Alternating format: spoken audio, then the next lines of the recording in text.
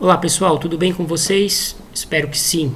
Hoje concluiremos a matéria do semestre tratando dos dispositivos faltantes que regem o procedimento especial dos embargos de terceiro. Na última aula, nós identificamos o objetivo dos embargos de terceiro, examinamos também os seus requisitos específicos de admissibilidade e contemplamos alguns casos clássicos em que a lei permite a propositura dessa ação por terceiros que eventualmente tenham seu patrimônio atingido por ato de apreensão judicial decretado em processo do qual não fazem parte. Falaremos hoje sobre o prazo para a propositura dessa ação e também sobre o procedimento especial dos embargos de terceiro, o procedimento propriamente dito. Vamos então começar pelo prazo. O artigo 675 diz que os embargos podem ser opostos a qualquer tempo no processo de conhecimento, enquanto não transitada em julgado a sentença, e no cumprimento de sentença ou no processo de execução até 5 dias depois da adjudicação, da alienação por iniciativa particular ou da arrematação, mas sempre antes da assinatura da respectiva carta. Antes da gente examinar esses prazos citados aí pelo artigo 675 com profundidade, é preciso lembrar que os embargos de terceiro constituem uma ação de natureza acessória. Por que eu digo isso? Porque não há possibilidade de ingresso de embargos de terceiro se não houver um ato de apreensão judicial decretado em desfavor, em prejuízo de alguém que não figure como parte no processo principal. Então, os embargos dependem sempre de outro processo para poderem existir. Quando o ato de apreensão judicial for decretado durante a fase de conhecimento do processo principal, o embargante, o terceiro que tem a sua propriedade ou posse atingidas indevidamente, terá até o trânsito em julgado da sentença para ingressar com os embargos de terceiro e com isso tentar livrar o seu bem daquela indevida constrição. Se, no entanto, o processo já estiver na fase de cumprimento de sentença, ou mesmo se tratar de uma execução de título extrajudicial, o prazo para o ingresso da ação de embargos de terceiro será até 5 dias depois da adjudicação, da alienação por iniciativa particular ou da arrematação, sempre antes da assinatura da respectiva carta. Pessoal, adjudicação, alienação por iniciativa particular e arrematação são atos que encerram as fases de cumprimento de sentença ou execuções por título extrajudicial. A fase de cumprimento de sentença e execução por título extrajudicial sempre desaguarão, sempre terminarão com a alienação ou adjudicação dos bens penhorados ou constritos, a fim de que o respectivo produto seja revertido em benefício do credor.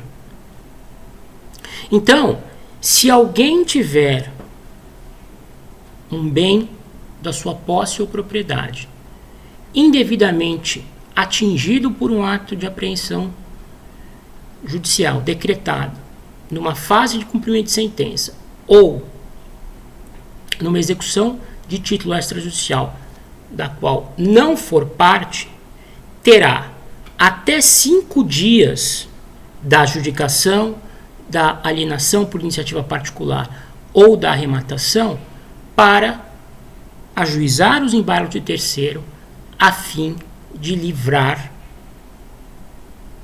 o seu bem da constrição.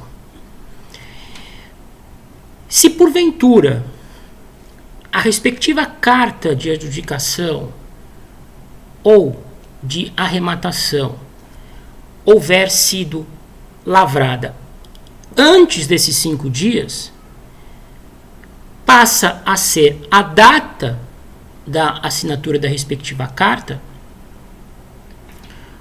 o termo final para a propositura dos embargos. Isto porque a carta de arrematação, a carta de adjudicação, a carta firmada após alienação por iniciativa particular constitui o título que irá transmitir a propriedade para quem adjudica ou arremata o bem. A partir do momento em que a arrematação, a adjudicação forem documentadas na carta que é prevista lá no procedimento da execução, não será mais possível a propositura de embargos de terceiro. É o lapso, é o termo final para que o terceiro possa contestar aquela apreensão judicial. Porque a partir do momento em que é lavrada a carta, deixa de existir a apreensão judicial. A carta faz com que a propriedade do bem que foi adjudicado ou arrematado seja transferida ao credor. Se o terceiro não contesta a constrição até esse momento, não terá mais como desfazê-la, não terá mais como desconstituí-la. Eventualmente, o terceiro que tiver o bem atingido e perder o prazo para o ajuizamento dos embargos, poderá promover uma ação de indenização contra o devedor do processo, aquele que se beneficiou do ato de constrição judicial decretado indevidamente. Então, vamos imaginar, tem uma execução de título extrajudicial, uma execução de cheque, movida contra o executado X. O executado X está respondendo ao processo e nesse processo é penhorado um bem da minha propriedade. O executado X, malandramente, lava as mãos. Para ele tá bom.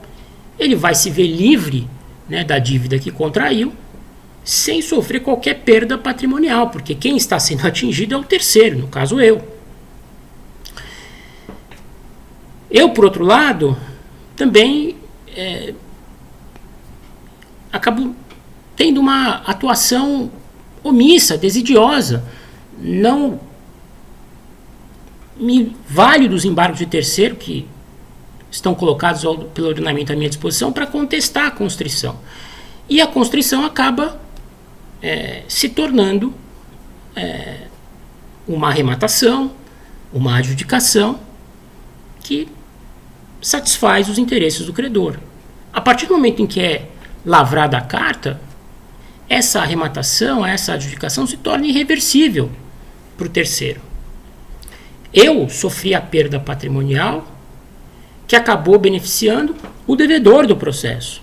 Não é do patrimônio do devedor que está saindo a satisfação do crédito do credor, mas sim do meu, que não tem nada a ver com a história. Desconstituir a arrematação, a adjudicação, eu não poderia mais, porque eu perdi o prazo que a lei me deferia para o ajuizamento dos embargos. Porém, eu ainda conservarei uma pretensão de caráter indenizatório contra aquele que se beneficiou ilicitamente da penhora decretada na execução. Tudo bem?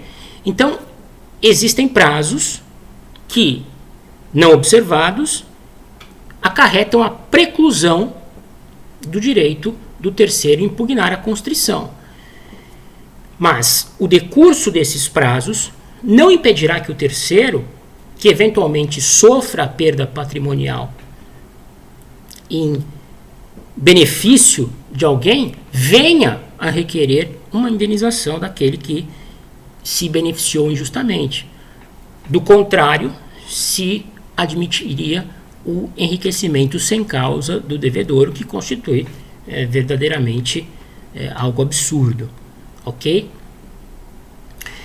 Bem, além desses prazos previstos no artigo 675, há também aquele prazo especial previsto no parágrafo 4º do 792, que nós comentamos na última aula, que trata da fraude à execução, da possibilidade do terceiro embargar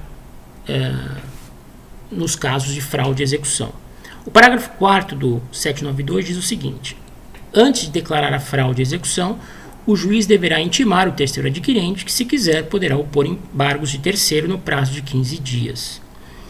Então, se eventualmente num processo de execução ou numa fase de cumprimento de sentença, o juiz vier a reconhecer ou se deparar com um pedido formulado pelo credor de reconhecimento de fraude à execução, antes de decretar a fraude, o juiz deverá intimar o terceiro adquirente da coisa, a fim de que ele, nos 15 dias subsequentes, ingresse com os embargos de terceiro, sob pena de preclusão, sob pena de não poder mais impugnar a constrição. Ok? Então, nós temos esses 3 prazos, 2 no artigo 675 e 1 no parágrafo 4º do 792, que tratam dos embargos de terceiro. Tá?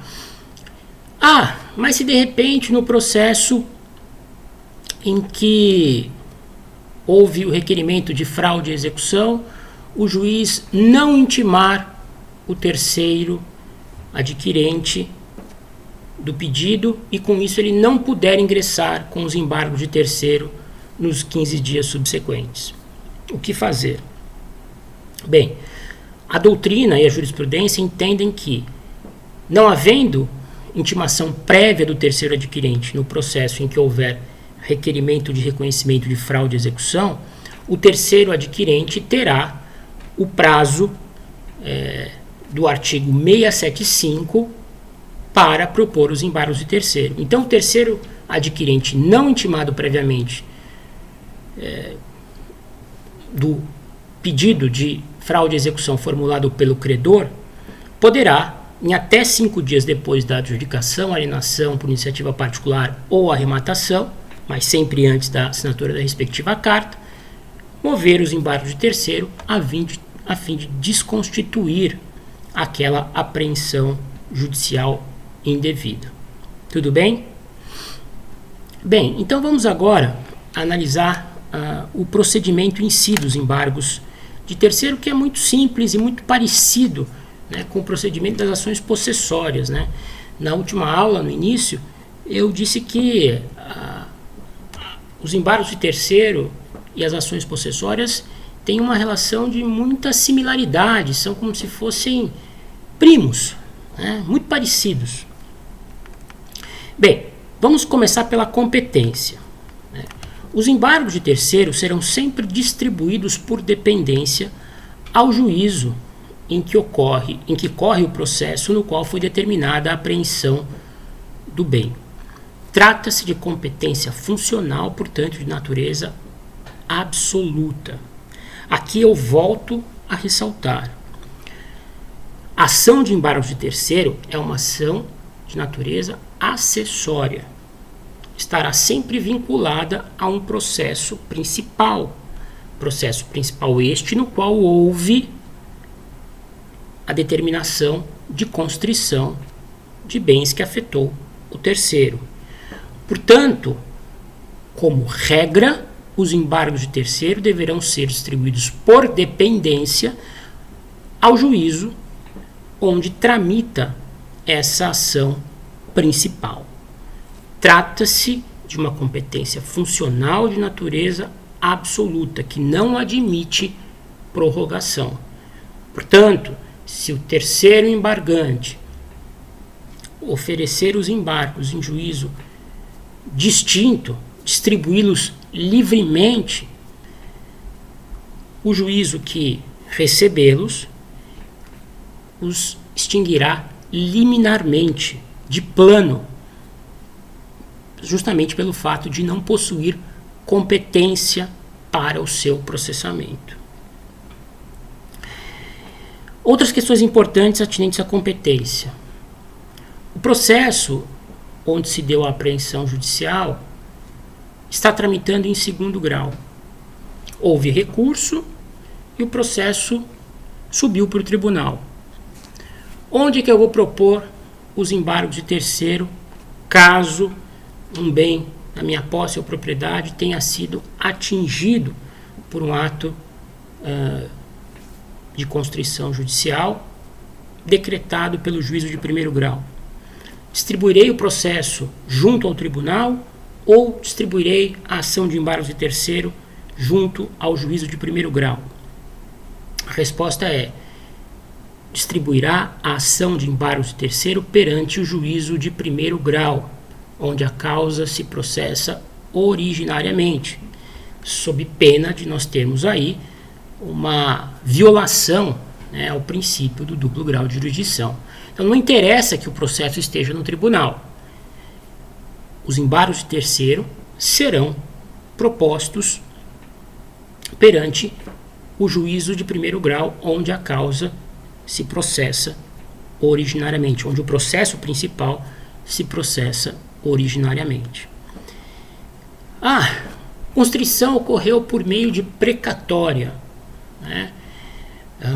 O juiz mandou expedir uma precatória para a penhora de bens do executado localizados na comarca de Ribeirão Preto, né?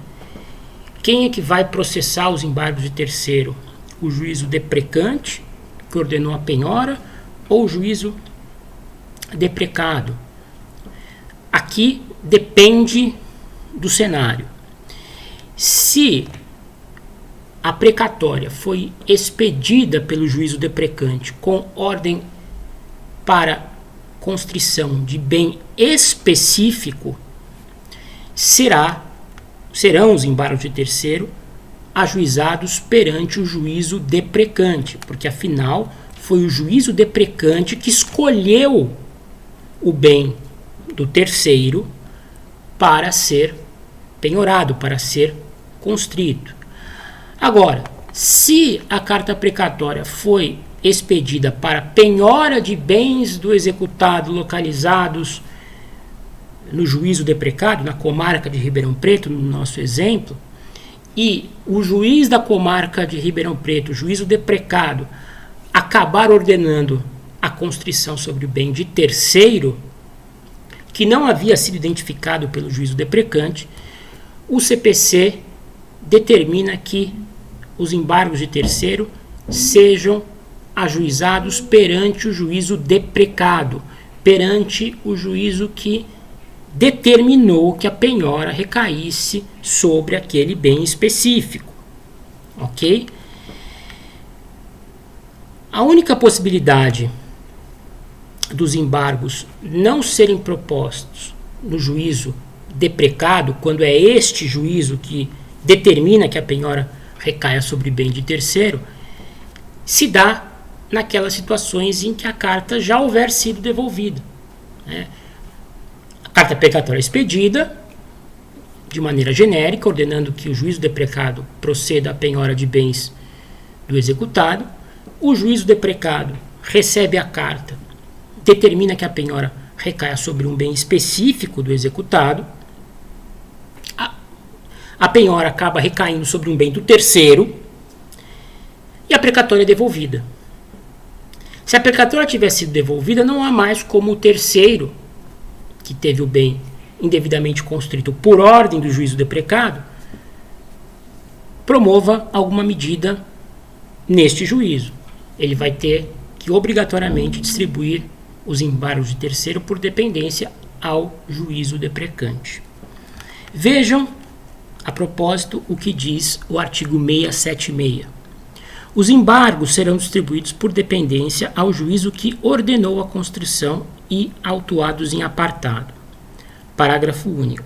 Nos casos de ato de constrição realizados por carta, que é esse que nós falamos aí por último, os embargos serão oferecidos no juízo deprecado, salvo se indicado pelo juízo deprecante o bem constrito, ou seja, se a precatória já vier com a indicação de penhora de um determinado bem específico, que no caso é de propriedade ou posse de terceiro, ou se já devolvida a carta.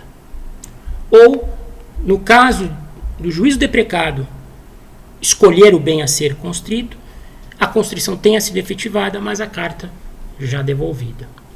Ok? Legitimidade passiva. Quem deve figurar nos embargos de terceiro como réu? Né? O artigo 677, parágrafo 4º, diz que será legitimado passivo o sujeito a quem o ato de constrição aproveita, assim como será seu adversário no processo principal, quando for sua a indicação do bem para a constrição judicial. Em princípio, pessoal, será legitimado passivo nos embargos de terceiro apenas aquela parte do processo principal que requereu que a constrição recaísse sobre o bem do terceiro.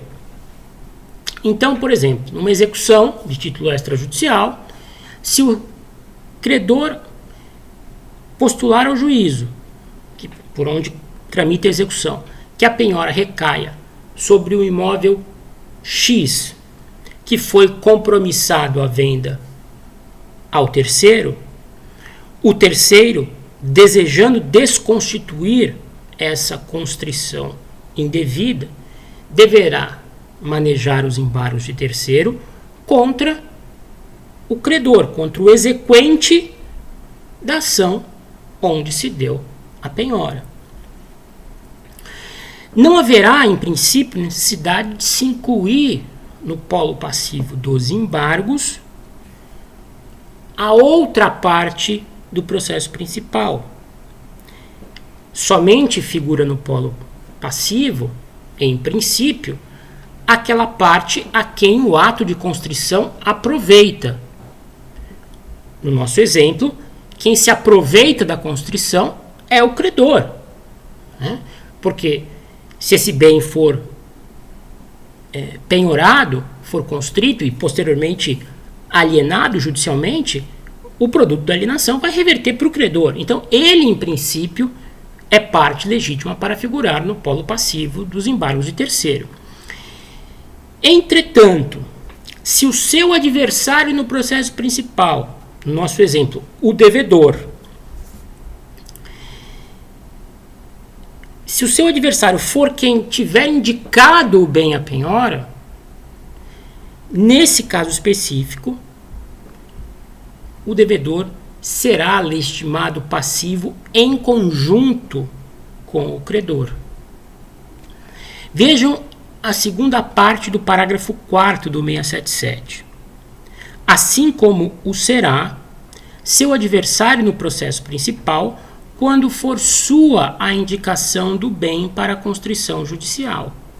Então, no exemplo que eu citei, o devedor é citado, não paga, mas indica a penhora um bem que compromissou a venda comigo. Nesse caso, a penhora vai ocorrer, vai se aperfeiçoar em função de uma indicação feita pelo adversário de quem ela irá aproveitar. O devedor, mesmo sabendo que o bem não mais lhe pertence, mesmo tendo compromissado a venda o imóvel, indica o bem e tira proveito também dessa indicação, porque se o terceiro não embarga, o que vai acontecer? Esse imóvel vai ser penhorado, o produto da sua alienação vai reverter em benefício do credor e o devedor vai se ver livre da dívida sem ter sofrido qualquer espécie de perda patrimonial. Então, nesse caso, em que há indicação do bem à penhora, indicação do bem para a constrição pelo próprio devedor, a constrição também irá lhe aproveitar. A constrição também irá gerar alguma espécie de benefício a quem indicou o bem. Portanto, nesse caso específico, haverá um litisconsórcio passivo necessário. Tanto autor como réu do processo principal terão obrigatoriamente que figurar no polo passivo dos embargos de terceiro. Então, em princípio, só figura aquele que tirar proveito da constrição. Geralmente, quem solicitou que ela recaísse sobre o bem de terceiro. Agora, se porventura a outra parte, que é ré ou executada no processo, indica um bem de terceiro para a constrição como se fosse seu, tirando também proveito dessa circunstância, os dois, autor e réu, exequente e executado, figurarão no polo passivo dos embargos de terceiro. Há quem sustente, e aí é preciso dizer isso para que vocês não se surpreendam, né, caso encontrem doutrinadores falando o contrário, que o executado, ou aquele que indica o bem à constrição, deva sempre, há quem sustente que o executado ou o réu sempre deva figurar também no polo passivo dos embargos de terceiro. Sempre quando deixar de informar o juízo de que o bem constrito não lhe pertence. Então, se eu tenho um executado ou um réu que, muito embora não tenha feito qualquer indicação de bem à constrição, uma vez ela tendo sido decretada a requerimento do credor ou do autor da ação, se cala, não informa ao juízo que aquela constrição recai sobre bem que não mais lhe pertence, que pertence exclusivamente ao terceiro, de alguma maneira esse réu, esse executado, está agindo de má fé, porque não está cumprindo com a sua obrigação processual de evitar a propositura de ações por parte de terceiros, né? As partes têm o dever de lealdade uma com a outra dentro da relação processual.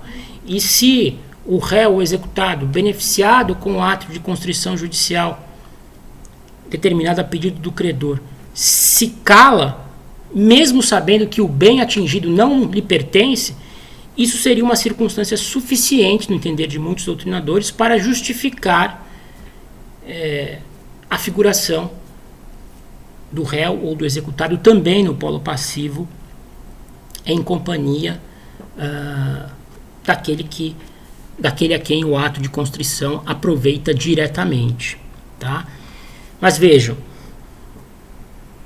o artigo 677, parágrafo 4º, não obriga, né? O artigo 677, parágrafo 4º, é muito claro. Será legitimado passivo sujeito ao quem o ato de constrição aproveita, assim como será o seu adversário no processo principal quando for sua indicação do bem para a constrição judicial. Em princípio, o réu ou executado no processo principal somente figurará como legitimado passivo nos embargos de terceiro se houver indicado o bem para a constrição judicial. A lei não fala dos casos em que o réu ou executado se omite diante da constrição decretada a pedido da outra parte, mesmo sabendo que o bem não lhe pertence. é uma parte da doutrina e da jurisprudência que entendem que nesses casos de omissão deliberada do réu ou do executado deve haver inclusão de ambos no polo passivo conjuntamente com o credor ou autor da ação, que é quem retirará, quem aproveitará diretamente a constrição caso ela for mantida. Ok? Bem, petição inicial dos embargos. Petição inicial vai respeitar, né, os requisitos gerais do artigo 319 do CPC, mas também observará o que dispõe o artigo 677. Né? O 677 diz que na petição inicial o embargante fará prova sumária de sua posse ou de seu domínio e da qualidade de terceiro, oferecendo documentos e rol de testemunhas. Aqui nós temos algo muito parecido com aquilo que ocorre nas ações possessórias. Né? Nas ações possessórias vocês viram, um dos requisitos é que o possuidor vítima, né, comprove a ocorrência da lesão à sua posse, comprove a ocorrência do esbulho, turbação ou ameaça, além, né, do prazo de ano e dia, né, que a ação está sendo promovida dentro do prazo de ano e dia. Não há prazo de ano e dia aqui nos embargos de terceiro, mas exige-se do autor da ação prova sumária da sua posse, propriedade e qualidade de terceiro.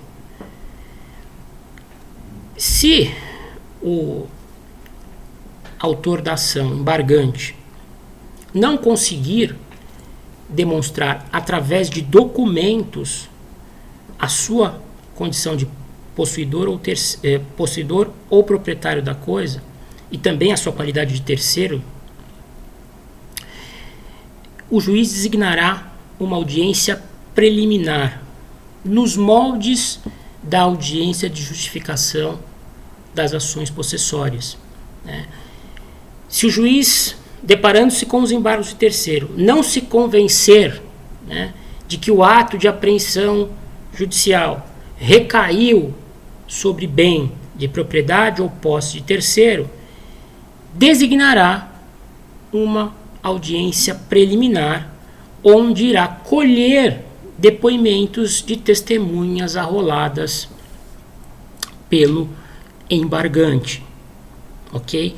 Para essa audiência preliminar, o embargado ou embargados, a depender do caso, serão obrigatoriamente citados para acompanhar o ato e eventualmente participar, reperguntando as testemunhas arroladas pelo embargante ou mesmo oferecendo contradita, a fim de caracterizar algum impedimento ou alguma suspeição de testemunha. Agora vejam, existe obrigatoriedade no que diz respeito à designação de audiência preliminar? Estabelece-se aqui a mesma divergência, né, daquela que há em relação ao procedimento das ações possessórias. Há quem sustente que existe obrigatoriedade de designação da audiência preliminar, desde que o autor, na petição inicial dos embargos, indique testemunhas a serem ouvidas. Porque vocês viram, um dos requisitos da petição inicial dos embargos de terceiro, segundo o 677 caput, é a indicação de rol de testemunhas. Se o embargante não arrola testemunhas, a presunção é de que ele não tem interesse em ouvir qualquer testemunha. E se ele não tem interesse em ouvir testemunhas, se ele entende que é suficiente para a demonstração da sua posse ou propriedade a prova documental, uma vez a prova documental, no entender do juiz, não atendendo esse requisito, o juiz pode simplesmente indeferir de plano a liminar. Bem, no próximo vídeo nós continuamos aí falando especificamente sobre a liminar, tá bom?